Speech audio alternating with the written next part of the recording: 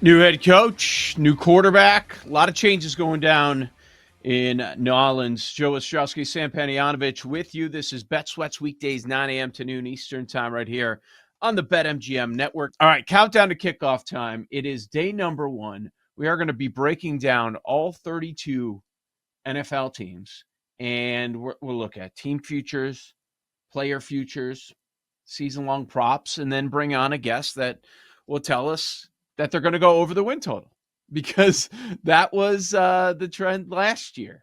I forgot the exact number, but it got to like in the mid-20s, where we would end every conversation with the guest and say, okay, over or under blank wins. And almost everyone said over. And Sam, it stands out so much. So we started at the bottom with the win totals. We got a few teams that are 5.5. New Orleans, one of them. So that's why we're starting with the Saints today.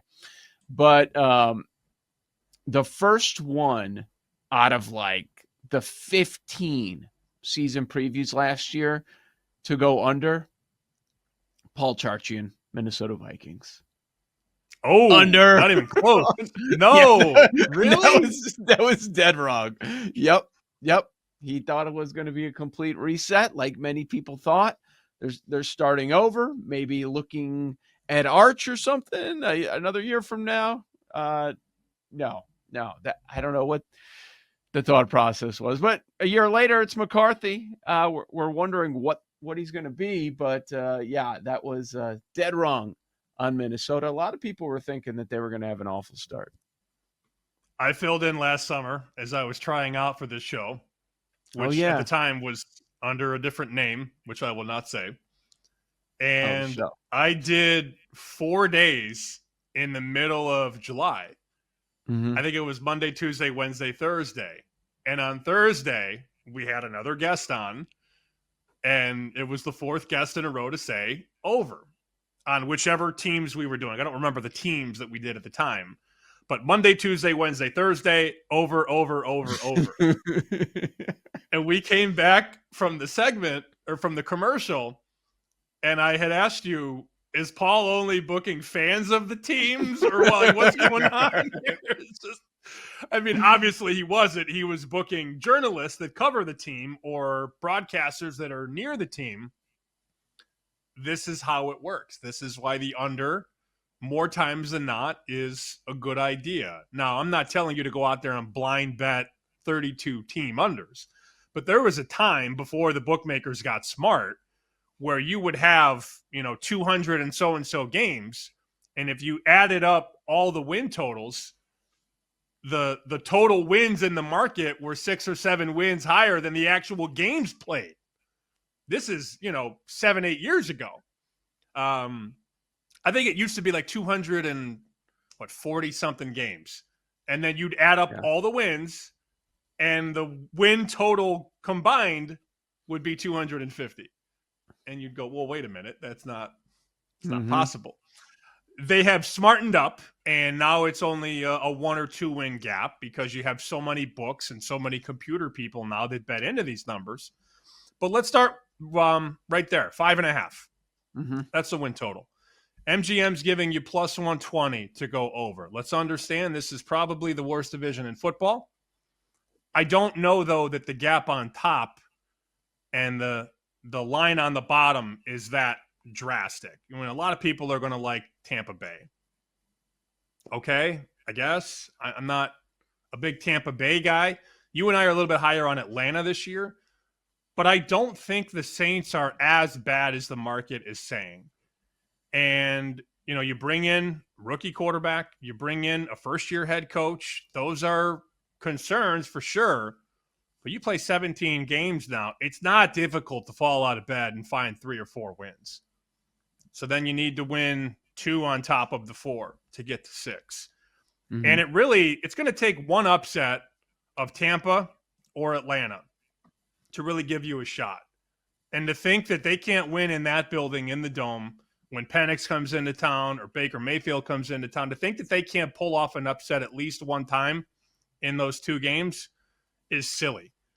My questions are about, obviously the offensive line, and if Chris Olave can stay on the field. That's been a big concern for people around the Saints because concussions don't necessarily go away. I shouldn't say they don't go away, but those concerns are always there because it's going to change the way the guy plays. Is he going to go over the middle like he used to? Probably not. And if he gets another bell rung, is he going to miss more extended time? You got Brandon Cooks and Rashid Shaheed. Those are your three receivers. Kamara's been in the league almost 10 years. I think on paper, the offense has a lot of question marks. But look at what they did on defense. They go out, they get Justin Reed in the secondary to play safety. They get Godshow on the nose from New England, who they really like a lot. If they can just stay in games defensively, I think they could be sneaky upset-driven late in these games, late in the season. So I see 5.5 in a bad division and think, of course they could win 6. Of course they could. There's no reason they can't. Derek Carr retired. Derek Carr played in 10 games last year. So he missed 7. 7 games he missed. The Saints went 0-7. I think what we're underrating, and maybe we're not underrating it, maybe the number is right with 5.5. But there's a drop-off. People have a lot of strong opinions on Derek Carr. I'd say more of them would be negative than positive. But the reality was he was about an average quarterback in the league. And what are you dropping to? We know it was awful last year when it was a mix of mostly Spencer Rattler and a little bit of Jake Haener. And it was just terrible. And I think people are taking how they felt about Derek Carr and thinking that it's not going to be that big of a drop-off. I think it is, Sam. Like, they were an average team. That's what the numbers say. They're an average team with Carr. He's an average quarterback. And now what level are you going to get going with a rookie quarterback? A lot of changeover. Can Kellen Moore do this? I have no idea. You went over some of the defense. I have concerns about the defense, man. So, yes, there are some offensive weapons coming off injury, aging offensive weapons. How's that going to look? My question with the defense is, man, that age. Whew, are they old? Cam Jordan is 36, been doing this for 15 years. Their starting middle linebacker, Demario Davis, is 36. Tyrann Mathieu is into his 30s now. Like, it's an old defense. Now you're changing over to Brandon Staley coming in to take over. So I have concerns there. And the quarterback play is a big concern. Like, it looks like it's going to be a rookie starting with Tyler Shuck. And so how is that going to look? They go and they get Calvin Banks. I think that's a nice start. It kind of tells you where they are on the reset. I don't know what to buy with New Orleans. If you're pressing me, make a play over or under, I would go under. And I would say that I agree with the betting market. I understand why that number is juiced to the under. I think their defense was it was driven into the ground because of how bad their offense was without Carr. Now, you could be completely right on this and say that the offense is going to continue to struggle, but I didn't like their schematics. I didn't like the garbage they were throwing out at quarterback. And it's not to say that Tyler Shook is going to be the answer in year number 1, but I certainly like his game and his ability more than Rattler and Haener. So I think they're better offensively than they were with those guys. But you're right. Derek Carr was a very polarizing guy. I personally didn't like to bet on guys that wore wedding rings. I never did. I never liked to bet on Derek Carr or Matt Moore. Or who else Cousins. wore them? Matt Moore had one. Cousins. Yeah. Another one I'm blanking on. I know. Who's the guy that does the pregame on Amazon? Didn't Fitzpatrick wear it? Fitzpatrick wore one.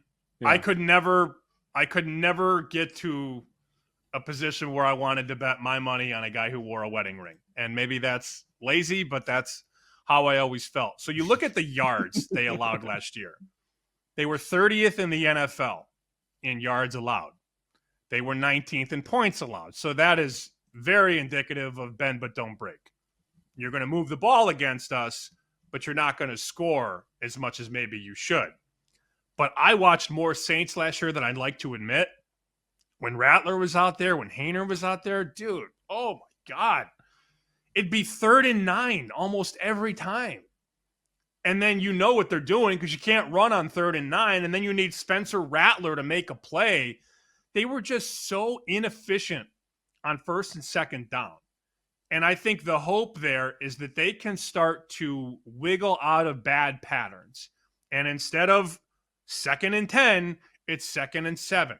And then on 2nd and 7, you get 3 yards, and now you can do anything.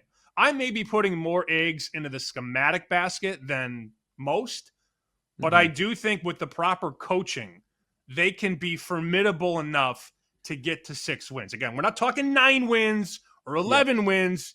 You need 6 in a god-awful division. God-awful.